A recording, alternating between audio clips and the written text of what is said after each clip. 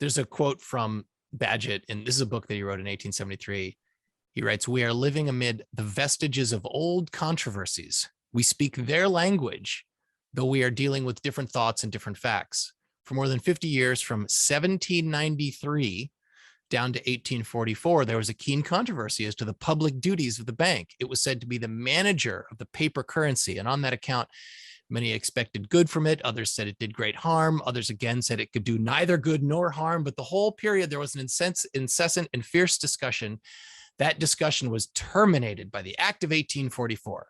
By that act, the currency manages itself. The entire working is automatic. The Bank of England plainly does not manage, cannot even be said to manage the currency anymore."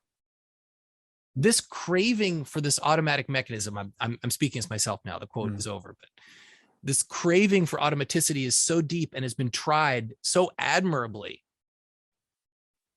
I mean, he writes, the Bank of England does not manage, cannot even be said to manage the currency anymore. Look where we are.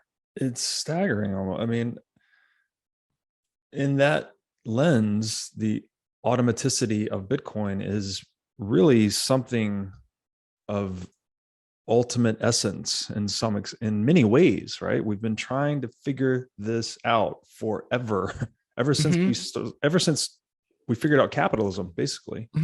It's like we figured out money emerges, capitalism, which I guess was not known as capitalism until maybe the 1800s. But once we figured out the value of capitalism, it's like, okay, this system works great, but we need a way to make the money manage itself, as he says here, to make the entire working automatic. Yeah. And so that our future selves are bound to our past agreements. Yes. That is Satoshi, right? That's what Satoshi did. Yeah, and I feel like if you take your lessons from the past, you have to learn that. I mean, because Szabo called this like the difference between like I think called it wet code versus dry code. Yeah. Dry code. I think that was his term for it. And that, ultimately these were just laws. And I guess like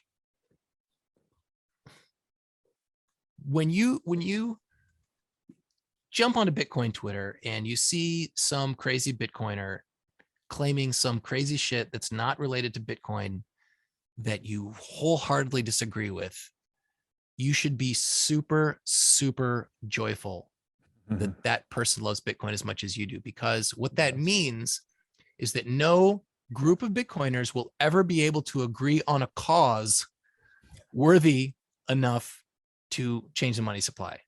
You might have like a contingent of 10% that agree on one crazy cause, but you're going to have another 10% that agree on the opposite, and they'll never be able to come together. And that's actually the beauty of it. There's such a diversity of views. I mean, I disagree with Bitcoiners on so many things. And in the political spectrum, I disagree with pretty much everybody on something. But that's actually great, because it means that there's going to be no one war, no one crisis that causes us all to come together and say, let's change the rules. Right. That's another excellent framing, is that the 21 million is finally something human beings can agree upon. Yeah. Right. It's like, finally. Yeah. We've been fighting literally forever. That's all we've ever been doing, is fighting. And, we've had consensus established temporarily, to greater or lesser extent here and there. But at the base layer protocol globally, we've never had something that like this, just like this global fixed consensus on an automatic monetary system that is capped at 21 million.